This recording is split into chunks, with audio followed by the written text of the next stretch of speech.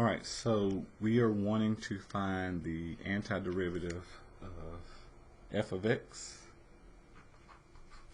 So we have f of x is equal to 15 x to the 14th power, sorry.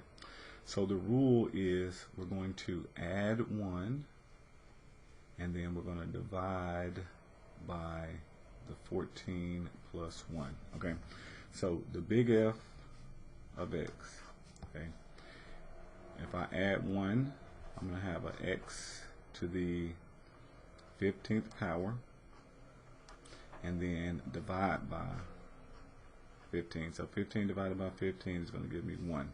So this is going to just leave me with x to the 15th power, and then the thing you have to remember is plus c every time, because this original function, or this function, when I went to take the derivative, it could have been x to the 15th power, maybe plus 8, I don't know. And then once you do the derivative, you multiply by 15, so that's how we get to 15, subtract 1. So we end up with this function, but when they take the derivative of 8, you would have got 0, so you wouldn't have known what that is. So every time you do an antiderivative, do not forget to add the plus c, because there could have been a constant. Even if that constant is 0, we still need to do plus c. In the event that it could have been some other number other than 0, this will take care of all possible situations. So our antiderivative, all possible antiderivatives, will be x to the 15th power plus c.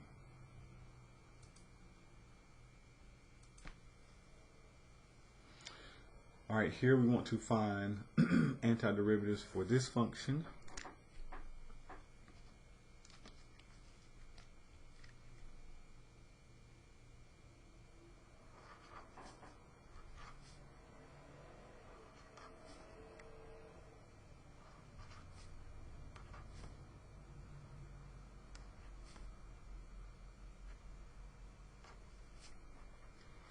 Okay, so if we want to think about this, and we can use the integrand form, I'm going to pull out the 9, and then we're going to find the antiderivative of cosine,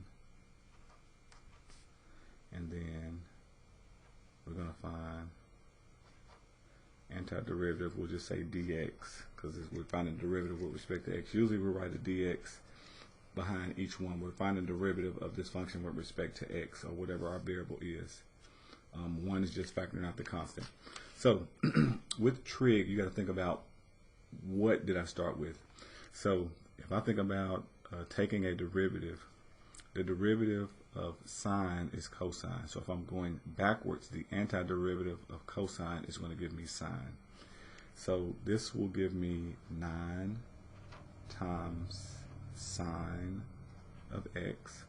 Again, you can also refer to the trig cheat sheets. Let me see if I can pull that up from our course, just to kind of go back over that. So in our videos, we have cheat sheets handouts, and then limits, derivatives, differentiation. So it's going to be starting with integration.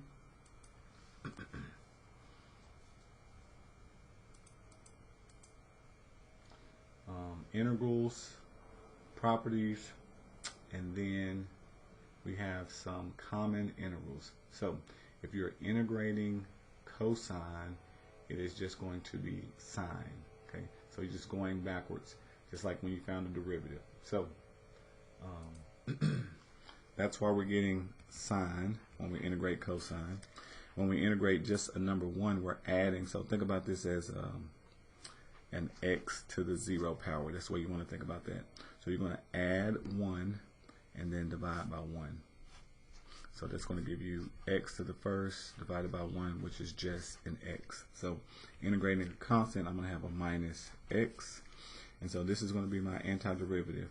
And then I have to add the plus c, because I could have had another constant.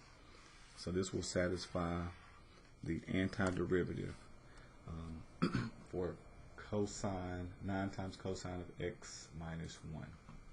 will be 9 sine of x, and this will be minus x and then plus c.